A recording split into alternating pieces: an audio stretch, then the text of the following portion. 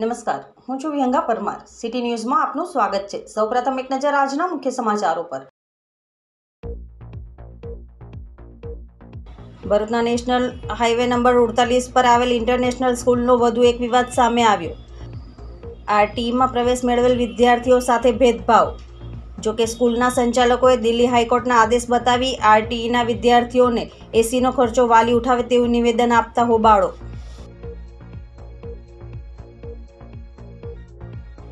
અંકલેશ્વરના અંડાળા ગામના ખેડૂતે કાશ્મીર, હિમાચલ જેવા ઠંડા પ્રદેશમાં થતી સફરજનની ખેતીનો પ્રયોગ કર્યો. 20 જેટલા છોડનો ઉછેર થતાં હાલમાં સફરજનનો પાક શરૂ.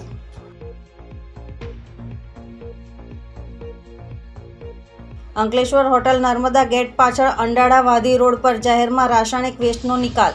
પીળા રંગના સલ્ફર જેવા રંગનું રસાયણ નિકાલ અંગે જીપીસીબીએ તપાસ શરૂ કરી.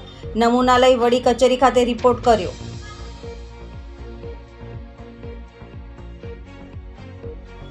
વૈશાખ સુદ ત્રીજને અક્ષય તૃતીયાને શ્રી પરશુરામ જન્મોત્સવની ઉજવણી નિમિત્તે ઠેર ઠેર વિવિધ આયોજનો કરાયા. અંકલેશ્વરના કાગડીવારમાં બંધ મકાનમાં 7.16 લાખના માલમત્તાની ચોરી. તસ્કરો સોના ચાંદીના દાગીના અને રોકડ રકમની ચોરી કરી ફરાર. શહેર એ ડિવિઝન પોલીસે તપાસ હાથ ધરી.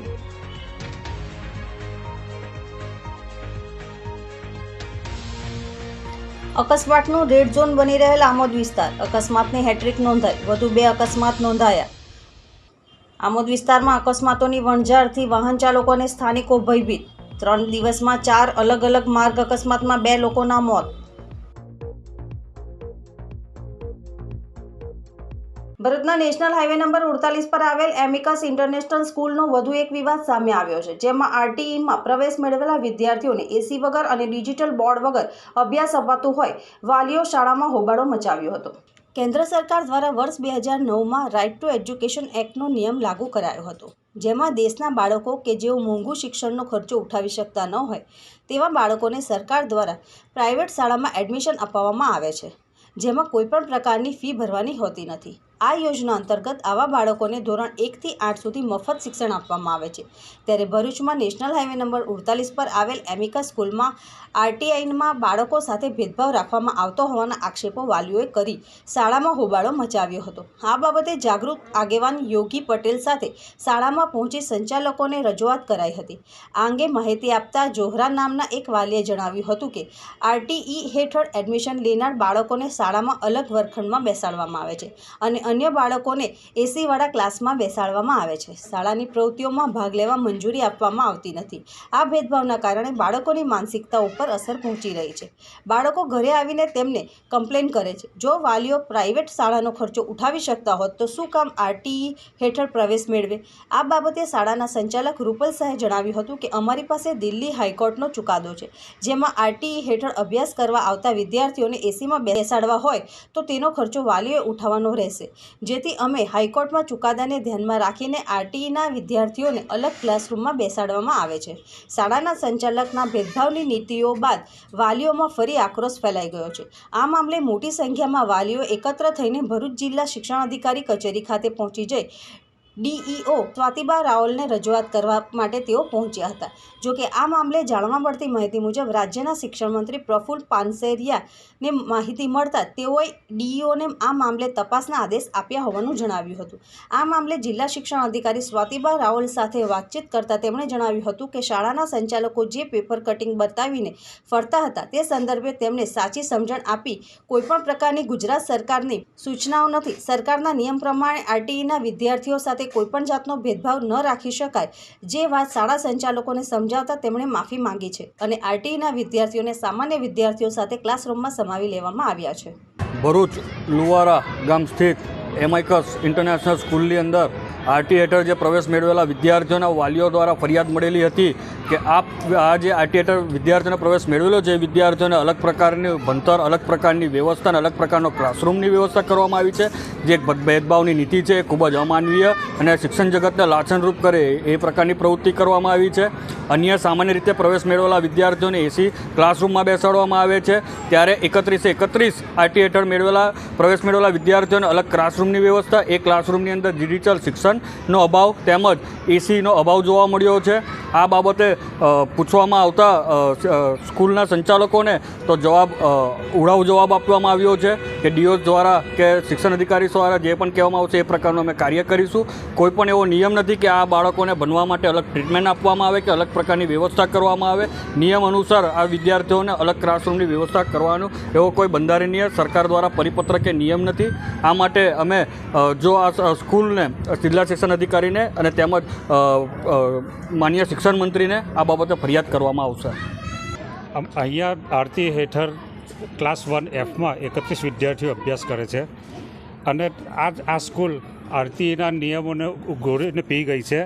આરતીના નિયમ નંબર 3 પ્રમાણે જે એના પેજ નંબર 4માં પેટા નિયમ છે કે દરેક ક્લાસમાં આરતીના 10 વિદ્યાર્થીઓ હોવા જોઈએ, તેના બદલે દરેક આરતી ટોટલ 31 વિદ્યાર્થીઓ એક જ ક્લાસમાં અભ્યાસ કરે છે. આરતીઓનો બીજો નિયમ છે નિયમ નંબર 6, એના પેટા નિયમ 3 મુજબ આરતીના વિદ્યાર્થીઓ સાથે કોઈ પણ જાતનો ભેદભાવ રાખવામાં આવે નહીં, પણ અહીંયા તો દરેક વિદ્યાર્થી સાથે ભેદભાવ રાખવામાં આવે છે. આરતી સિવાયના દરેક વિદ્યાર્થીઓ એસી ક્લાસરૂમમાં અને ડિજિટલ બોર્ડ પર ભણતર કરે છે અને આ છોકરાઓને દરેક સોશિયલ એક્ટિવિટીમાંથી પણ બાકાત રાખવામાં આવે છે. જો આ પ્રમાણેનું આ સ્કૂલનું વર્તન રહેશે તો આ બાળકોની માનસિકતા પર શું અસર પડશે? જ્યારે બાળકો માનસિક રીતે ઘવાઈ જશે તો એ આગળ જતાં કઈ રીતે વિકાસ કરશે? જો સ્કૂલ એવું કહે છે કે આ પ્રમાણે તમારા એક્ટિવિટી માટે ફી ભરવી પડે, તો પછી જો આ વિદ્યાર્થીઓ ફી ભરવાની કેપેસિટીમાં હોત તો એ આરતીમાં એડમિશન શું કામ લેતે? અને આ રીતે જો વિદ્યાર્થીઓનું ભાવિ બગાડવામાં આવતું હોય તો આ શાળાના જે નીતિ નિયમો ચાલે છે તેના પર શિક્ષણ મંત્રીએ કાયદેસરના પગલાં લેવા જોઈએ. મારી પાસે 6/5/2024નો દિલ્હી હાઈકોર્ટનો ઓર્ડર છે, જેમાં લખવામાં આવેલું છે કે સ્કૂલમાં એસીનો ખર્ચો પેરેન્ટ ઉઠાવે.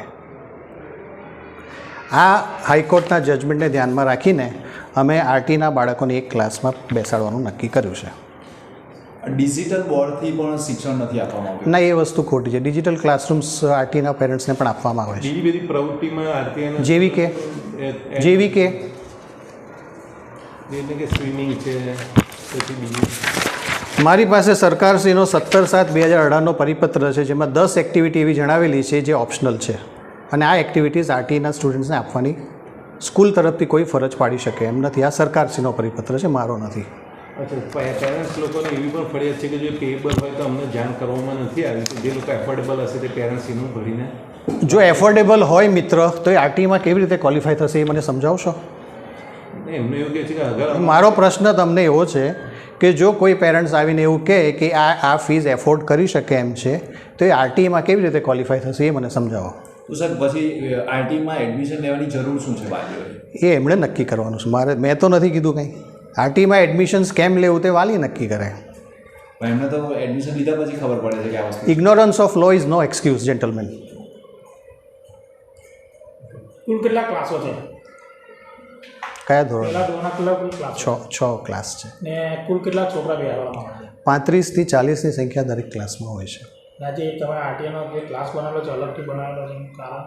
મેં કીધું ને, આ દિલ્હી હાઈકોર્ટનો ઓર્ડર છે કે એસી ક્લાસરૂમ્સ જો પેરેન્ટ્સને જોઈતો હોય તો એની અલગ ફી આપે. હવે હું એ લોકોને જો બાકીના ક્લાસરૂમમાં બેસાડું તો એમની ફીસ એ લોકો આપવા તૈયાર છે એસી માટેની. બીજી બધી સ્કૂલમાં જે આરટીઆઈમાં છોકરા ભણે છે કેટલી સ્કૂલમાં એસી ક્લાસરૂમ છે ભરૂચમાં? હું પૂછું એનો તમે પણ જવાબ આપો. કેટલી નવીન સ્કૂલનું નામ આપો. એ અમારો વિષય નથી સર, પણ આરટી હેઠળ જે વર્તમાં બધા છોકરા ભણે તે લોકોનો ક્લાસ અત્યાર સુધીમાં કોઈ અલગ ક્લાસ છે નથી. અત્યાર સુધીની કેટલી સ્કૂલમાં એસી ક્લાસરૂમ્સ તમે જોયા? અને આ દિલ્હી હાઈકોર્ટનું જજમેન્ટ છે અને દિલ્હી હાઈકોર્ટનું જજમેન્ટ કાલે ગુજરાત હાઈકોર્ટ અને સુપ્રીમ કોર્ટ પણ ફોલો કરશે. દર વર્ષે આરટીના સ્ટુડન્ટ આ રીતે જ રાખવામાં આવે છે દર વર્ષે? નહીં, અમે એસી ક્લાસરૂમ પહેલી વાર કર્યા છે સ્કૂલમાં. ઓકે. અંકલેશ્વર તાલુકાના અંડાળા ગામના પ્રગતિશીલ ખેડૂતે કાશ્મીર, હિમાચલ જેવા ઠંડા પ્રદેશમાં થતી સફરજનની ખેતીનો નવો પ્રયોગ કર્યો છે, જેમાં 3 વર્ષ અગાઉથી બેંગ્લોરથી 50 જેટલા સફરજનના છોડ લાવી પોતાના ખેતરમાં વાવેતર કર્યું હતું, જે પૈકી 20 જેટલા છોડનો ઉછેર થતાં 3 વર્ષ બાદ સફરજનનો પાક લહેરાઈ રહ્યો છે. ખેડૂતોની સાહસિકતા, પ્રયોગશીલતા અને કૃષિ કુશળતા હંમેશા નવા પરિણામો અને પાકો આપે છે. સફરજન આમ તો હિમાચલ પ્રદેશ જેવા શીત પ્રદેશનો પાક છે. એનો ઉછેર ગુજરાતના ગરમ વાતાવરણમાં કરવો વિચાર પહેલી દ્રષ્ટિએ અચરજ પમાડે તેવો છે. ત્યારે અંકલેશ્વર તાલુકાના અંડાળા ગામના પ્રગતિશીલ ખેડૂત શશિકાંત પરમારે પોતાના ખેતરમાં અન્ય ખેતીની સાથે સફરજનની ખેતી કરવાનો વિચાર કર્યો. જો કે વિકસાવેલી સફરજનની આ નવી પ્રજાતિ 40 ડિગ્રી સુધીના તાપમાનમાં પણ ખેતી થઈ શકે છે તેવું જાણીને તેઓ 3 વર્ષ અગાઉ બેંગ્લોરથી 50 જેટલા સફરજનના છોડ લાવ્યા હતા. પોતાના ખેતરમાં વાવણી કરી હતી અને તેમણે માત્ર પાણી પીવડાવવાની માવજત કરી હતી. ત્યારે 50 પૈકી 20 જેટલા છોડનો ઉછેર થયો છે, જે 3 વર્ષ બાદ હાલમાં 5 થી 7 ફૂટની ઊંચાઈએ પહોંચી ગયા છે. આ છોડવા પરિપક્વ થઈ જતા હાલમાં સફરજનના છોડ ઉપર ફૂલ અને પછી ફળ બેઠા ત્યારે તેમને આનંદ સાથે આશ્ચર્ય થયું અને પ્રયોગ સફળ થવાનો વિશ્વાસ બંધાયો છે. હાલમાં દરેક છોડ ઉપર સફરજનનો પાક લહેરાઈ રહ્યો છે. ત્યારે શશિકાંત પરમારે કરેલ સફરજનની સફળ ખેતીને અન્ય ખેડૂતો પણ જોવા માટે આવી રહ્યા છે અને માર્ગદર્શન મેળવી રહ્યા છે. ને મેં અલગ અલગ પ્રકારની ખેતી કરું છે. એમાં એક વિચાર થયો કે ચાલો આપણે સફરજનની ખેતી બી કરી શકીએ. ને સફરજનની ખેતી કરવાથી ફાયદો એટલો થાય છે કે આપણને મળતર વધારે મળે છે. ને બીજી વાત એવી છે કે આ જે સફરજનને પાણીની જ જરૂર છે વધારે ને ઠંડો પ્રદેશ પણ આપણે એવું ગુજરાતમાં અત્યારે ઘણી જગ્યાએ કોઈ જગ્યાએ ઠંડક બી રહી છે, કોઈ જગ્યાએ ગરમી બી રહી છે. તો મેં એવી વિચાર કરી કે હું બી 50 છોડવા લાવીને વાવી જોઉં તો કેવું મને ફાયદો થાય કે નહીં. તો એ રીતના મેં છે તે 50 છોડ લાવ્યો ને મને અનુકૂળતાએ 3 વર્ષ પછી અનુકૂળતા મળી ને ઉપર ફળ બેસી ગયા. એમાં મેં રિસર્ચ કરેલું, પહેલાં જોયેલું યુટ્યુબ પર કે ભાઈ આપણા ગુજરાતમાં બી થઈ શકે કે નહીં. તો જો કચ્છમાં કોઈ પકવતો હોય સફરજન તો આપણા ગુજરાતમાં અહીંયા અંકલેશ્વરમાં કેમ નહીં પાકે? આપણે નદીવાળો ઇલાકો કહેવાય. માવજતમાં તો ખાલી પાણી જ એને જરૂર છે. અંકલેશ્વર હોટલ નર્મદા ગેટ પાછળ અંડાળા વાઘધી રોડ પર જાહેરમાં રાસાયણિક વેસ્ટનો નિકાલ કરાયો હોવાનું સામે આવ્યું છે. પીળા રંગના સલ્ફર જેવા રંગનું રસાયણ નીકળે છે, જે જીપીસીબી દ્વારા તપાસ શરૂ કરાઈ હતી. નમૂના લઈ વડી કચેરી ખાતે રિપોર્ટ કરાયો હતો. તેમજ વેસ્ટ મટીરિયલ ઉઠાવી તેના વૈજ્ઞાનિક ઢબે નિકાલ કરવાની તજવીજ શરૂ કરાઈ છે. અંકલેશ્વરમાં પુનઃ રાસાયણિક વેસ્ટ ઘન કચરાના નિકાલનો સિલસિલો શરૂ થયો હોય તેમ સામે આવી રહ્યું છે. અંકલેશ્વર ભરૂચને જોડતા નેશનલ હાઈવે નંબર 48 પર હોટલ નર્મદા ગેટ પાછળ અંડારા વાઘધી રોડ પર રાત્રે અજાણ્યા ઈસમો દ્વારા સલ્ફર જેવા પીળા રંગના રાસાયણિક વેસ્ટનો જાહેરમાં નિકાલ કરવામાં આવ્યો છે. જાહેરમાં રાસાયણિક કચરાના નિકાલ બાબતે જાગૃત નાગરિકને જાણ કરવામાં આવતા તેઓ સ્થળ પર દોડી આવ્યા હતા અને આ અંગે ફોટો વિડીયો સાથે જીપીસીબીમાં જાણ કરતા જીપીસીબીની મોનિટરિંગ ટીમ સ્થળ પર દોડી આવી હતી અને સ્થળ તપાસ શરૂ કરી પ્રાથમિક નમૂના લીધા હતા. તેમજ આ અંગે વડી કચેરીએ રિપોર્ટ પણ કર્યો હતો. આ અંગે વધુ માહિતી આપતા જીપીસીબીના પ્રાદેશિક અધિકારી વિજય રાખોલિયાએ જણાવ્યું હતું કે પ્રાથમિક સલ્ફર વેસ્ટ હોવાનું લાગી રહ્યું છે. નમૂના લેવામાં આવ્યા છે અને તપાસ શરૂ કરી પ્રાથમિક આ વેસ્ટને ઉપાડી વૈજ્ઞાનિક ઢબે નિકાલ થાય તે માટે કવાયત શરૂ કરાઈ છે. અત્રે ઉલ્લેખનીય છે કે રાસાયણિક પાણી નિકાલ તેમજ સ્લજના નિકાલ બાદ હવે ઘન કચરાના જાહેરમાં નિકાલ થતા પર્યાવરણ પ્રેમીઓમાં ભારે નારાજગી જોવા મળી હતી. વૈશાખ સુદ ત્રીજને અક્ષય તૃતીયાને શ્રી પરશુરામ જન્મોત્સવની ઉજવણી નિમિત્તે ઠેર ઠેર વિવિધ આયોજનો કરવામાં આવ્યા હતા. આજરોજ તારીખ 10 મે 2024 ને વૈશાખ સુદ ત્રીજ ને અક્ષય તૃતીયાને શ્રી પરશુરામ જન્મોત્સવની ઉજવણી ભારતભરમાં કરવામાં આવી રહી છે. ત્યારે ભરૂચ શહેરમાં પણ શ્રી પરશુરામ જન્મોત્સવની ઉજવણી કરવામાં આવી હતી, જે અંતર્ગત શ્રી સમસ્ત ગુજરાત બ્રહ્મ સમાજ ભરૂચ શહેર એકમ દ્વારા સોનેરી મહેલથી દાંડિયા બજાર ભૃગુ ઋષિ મંદિર સુધી ભગવાન શ્રી પરશુરામજીની શોભાયાત્રા કાઢવામાં આવી હતી, જેમાં મોટી સંખ્યામાં ભૂદેવો જોડાયા હતા.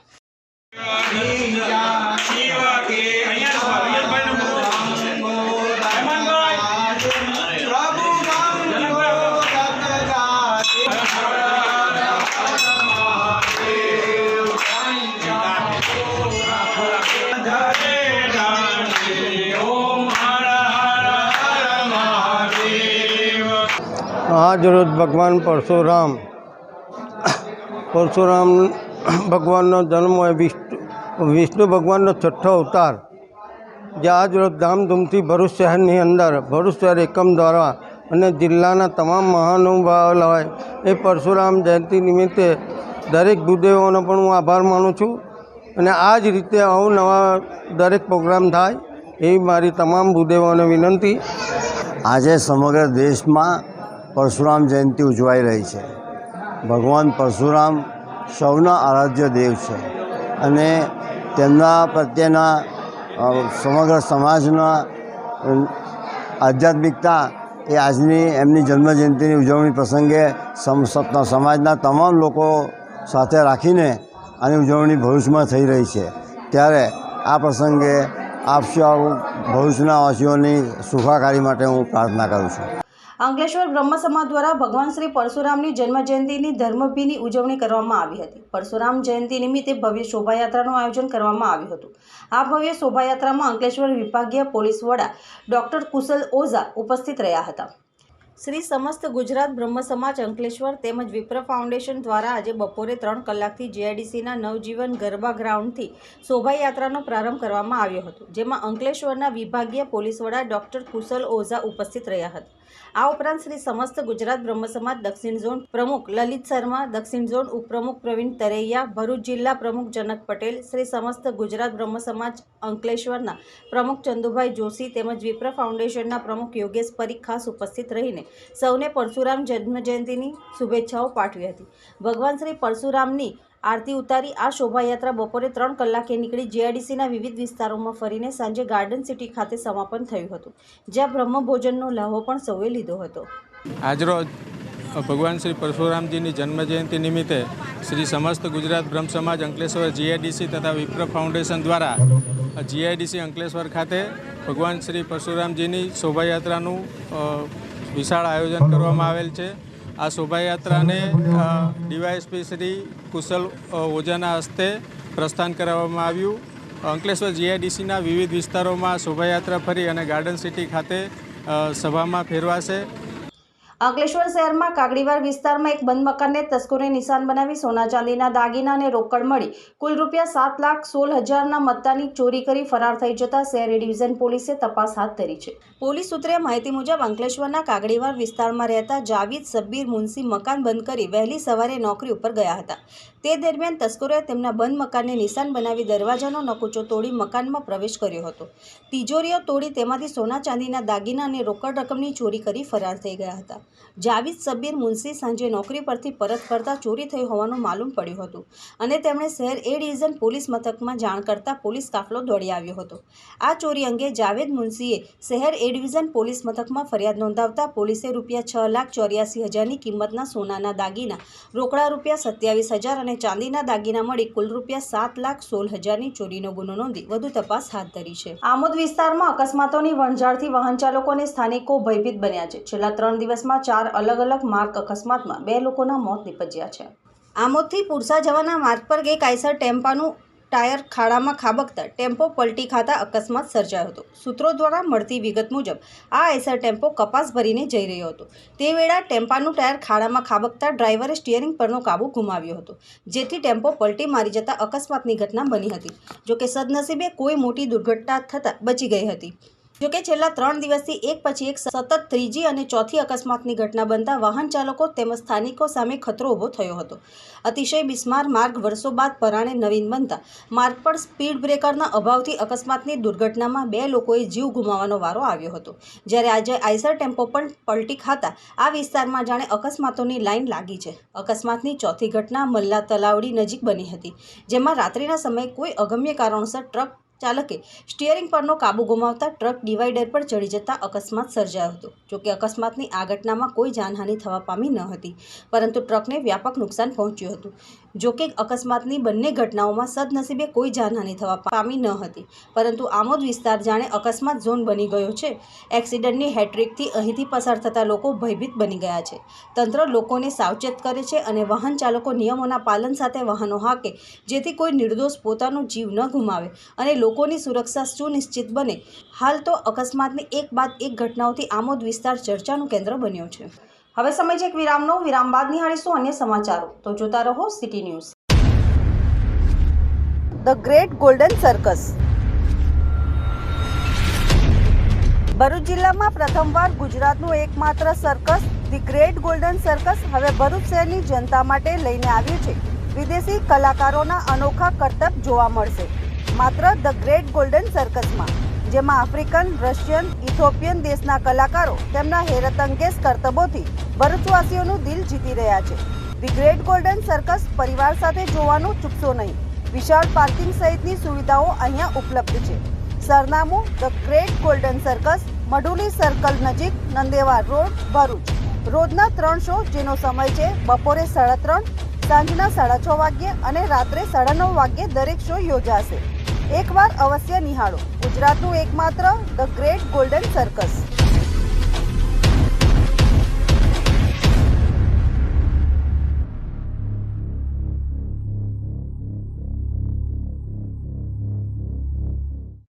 ભરૂચના દૂધધારા ડેરી ગ્રાઉન્ડ પર શંકર સેવા ચેરિટેબલ ટ્રસ્ટ દ્વારા પ્રથમ સર્વજ્ઞાતિ સમૂહ લગ્નોત્સવનું આયોજન કરાયું હતું, જેમાં 15 જોડાઓએ પ્રભુતામાં પગલાં પાડ્યા હતા.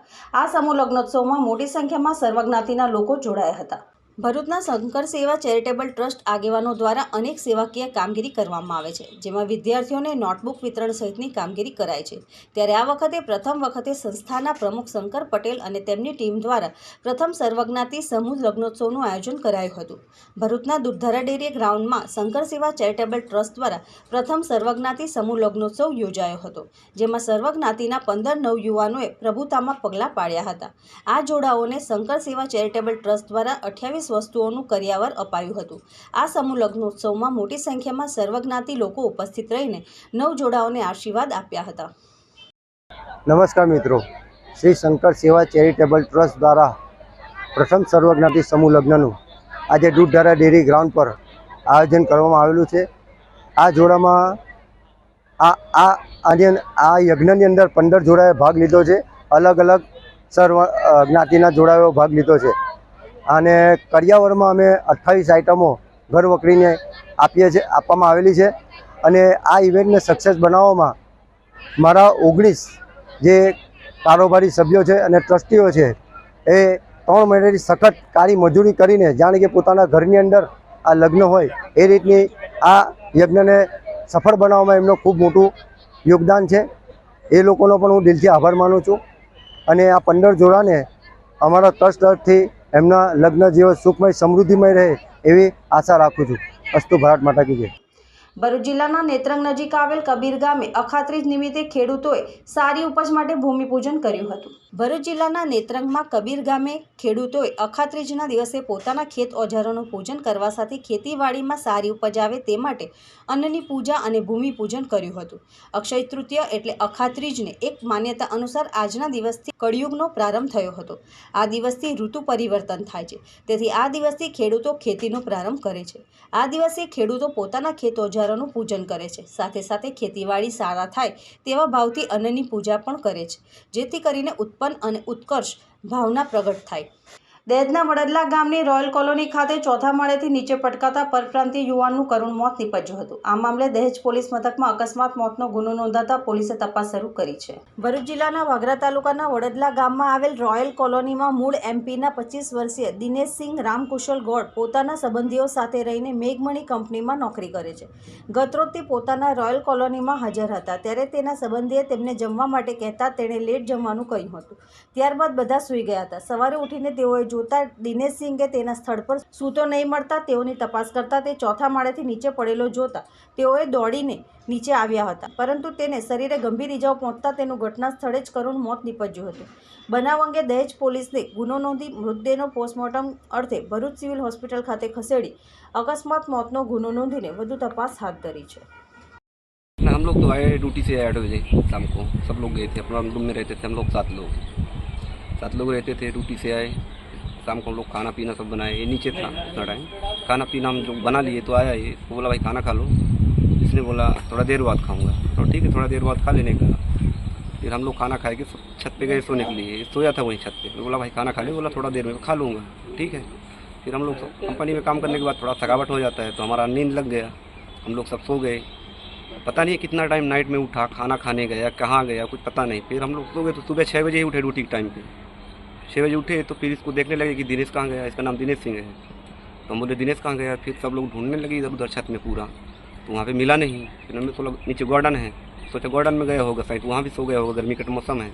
फिर नीचे गए तो नीचे पड़ा था ये पेड़ी के नीचे. वहाँ पे हमने देखे दोनों, एक मेरा बड़ा भाई है वो आ गया, अभी आने वाला है. तो फिर देखा, बोले यहाँ पड़ा है यार, ये तो ऐसे ही पड़ा था. फिर ठेकेदार वहीं रहता है अपना, ठेकेदार को बोले कि यार ऐसे सब प्रॉब्लम हो गया है. उसने बोला फिर ठीक है, पुलिस को फ़ोन किया. फिर कौन सी कंपनी में काम करते हो? मेघमनी ML5.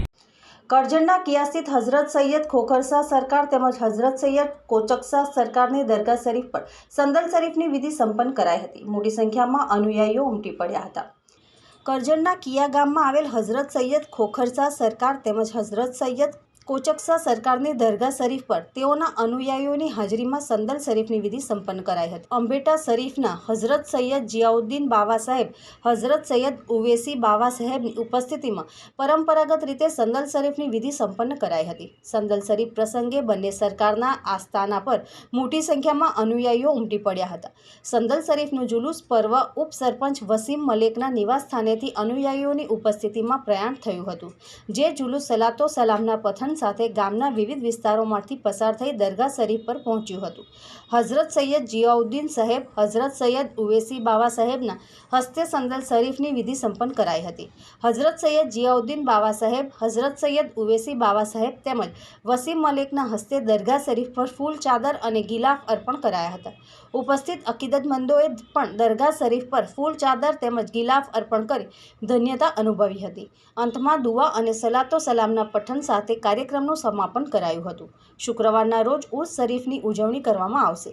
આયોજિત ઉર્સ શરીફમાં મશહૂર કવ્વાલ મુરાદ અતીશ અને અઝીમ નાઝા કવ્વાલીની રમઝટ બોલાવશે. આપ લોકો બધા જોઈ રહેલા છો, આ મીડિયાવાળા ભાઈ બી અને આ કિયા ગામના લોકો બી અને બહારથી બધેલા મહેમાનો એ પણ જોઈ રહેલા છે કે આ વડોદરા જિલ્લા કરજણ તાલુકાનું આ એક કિયા ગામ છે અને આ ગામમાં હર સાલ હર વર્ષે દર વર્ષે બહુ સાનો શોકતથી સંદલ શરીફ પર ઉજવણી કરવામાં આજ રોજ આવી ગયેલી છે. અને આ ઉજવણી દરમિયાન હિન્દુ મુસ્લિમ દરેક ભાઈઓ આવી આ ઉર્સમાં પોતાની હાજતો પૂરી કરી અને પોતાની હાજતમંદોને પૂરી કરીને પોતાના ઘેરે જાય છે. એમની તમન્નાઓ પણ પૂરી થાય છે. આ એવું દર છે. આ બુઝુર્ગનું નામ છે હાજીપીર ખાલસા કોચકશા બાવા. આ બંને બુઝુર્ગો છે એ બહુ મોટા પાયાના બુઝુર્ગો છે અને આ બુઝુર્ગનો અમારા ઉપર તો શું, અમારા ઉપર બી એમનો બહુ મોટો સાયો છે તથા આખા કિયા ગામના ઉપર એમનો બહુ મોટો સાયો છે. અને ઇન્શાલ્લાહ હું આશા રાખું છું કે હિન્દુસ્તાનમાં પણ આપણા ભારત દેશમાં પણ અને આ દરેક ગામોમાં હસી ખુશીથી લોકો કે ભાઈચારાથી રહે. હિન્દુ મુસ્લિમ કોમી એકતાનું એક બહુ મોટું પ્રતીક છે. અંબેટા શરીફથી આવેલા હઝરત જિયાઉદ્દીન બાવા સાહેબ અહીંયા આવીને એમનો સંદલ શરીફની વિધિ પૂરી કરી, એમાં ગિલાફ અત્તર પેશ કર્યું, ફૂલ ચાદરો ચડાવી અને અમન અને સુકૂન માટે એમને બહુ આ ગામ માટે તેમજ દેશના માટે બહુ સારી દુઆ કરી. એમનો બી ખૂબ ખૂબ મોટો આભાર છે. અને ઇન્શાલ્લાહ તબારક વ તઆલા આ હાજીપીર ખાલસા કોચકશા બાવાના સરકાર તુફેનમાં ગામમાં કિયા ગામમાં આવેલી આવનારી અને આખા દેશમાં પણ આવનારી હર આફત મુસીબત પરેશાની બલા વબા અને હર બીમારી અને આફત બળાઓને દૂર કરે એવી અમે પણ દુઆ ગુજારીએ છીએ. આવતીકાલે એટલે શુક્રવારે રાતના 11 વાગે સુંદર 2 કવ્વાલોનો મુકાબલો કરવામાં આવેલો છે, જેમાં તૌસીદ નૌશાદ અને આઝીમ નાજા એનો બોમ્બેનો મશહૂર કવ્વાલ છે. બહુ સાનો શોકતથી ધામધૂમથી આ ઉર્સ મનાવવામાં આવશે. અંતમાં મુખ્ય સમાચારો પર ફરી એક નજર. ભરૂચના નેશનલ હાઈવે નંબર 48 પર આવેલ ઇન્ટરનેશનલ સ્કૂલનો વધુ એક વિવાદ સામે આવ્યો. આરટીઈમાં પ્રવેશ મેળવેલ વિદ્યાર્થીઓ સાથે ભેદભાવ. જોકે સ્કૂલના સંચાલકોએ દિલ્હી હાઈકોર્ટના આદેશ બતાવી આરટીઈના વિદ્યાર્થીઓને એસીનો ખર્ચો વાલી ઉઠાવે તેવું નિવેદન આપતા હોબાળો.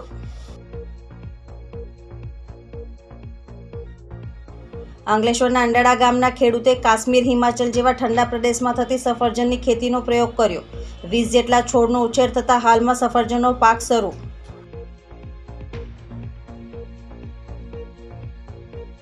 અંકલેશ્વર હોટલ નર્મદા ગેટ પાછળ અંડાળા વાદી રોડ પર જાહેરમાં રાસાયણિક વેસ્ટનો નિકાલ. પીળા રંગના સલ્ફર જેવા રંગનું રસાયણ નિકાલ અંગે જીપીસીબીએ તપાસ શરૂ કરી. નમૂના લઈ વડી કચેરી ખાતે રિપોર્ટ કર્યો.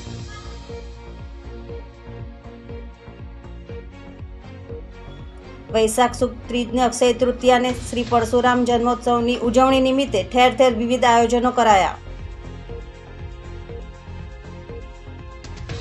અંકલેશ્વરના કાગડીવારમાં બંધ મકાનમાં 7.16 લાખના માલમત્તાની ચોરી. તસ્કરો સોના ચાંદીના દાગીના અને રોકડ રકમની ચોરી કરી ફરાર. શહેર એ ડિવિઝન પોલીસે તપાસ હાથ ધરી.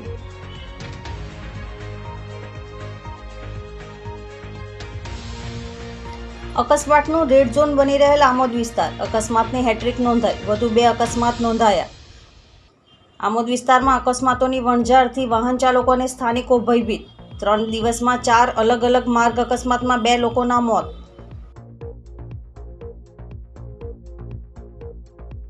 આજના સિટી ન્યૂઝ સમાપ્ત થયા. નવીન સમાચારો સાથે ફરી મળીશું. નમસ્કાર.